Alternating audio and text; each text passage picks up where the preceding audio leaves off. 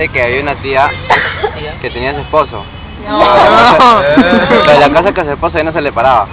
¡Ay! Y entonces va al doctor, pe, le dice, doctor, a mi esposo no se le para, ¿qué puedo hacer?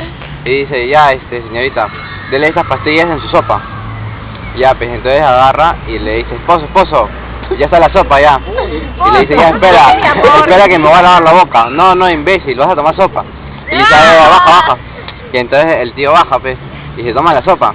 Y se pone al palo, pues. Y después le dice, ya mujer, está fierro, pues, vamos a la cama.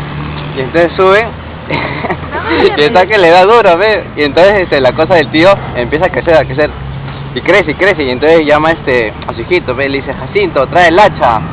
Y le dice, ya mamá, ¿dónde corto? ¿Qué vas a cortar? Y en vez de corta el techo.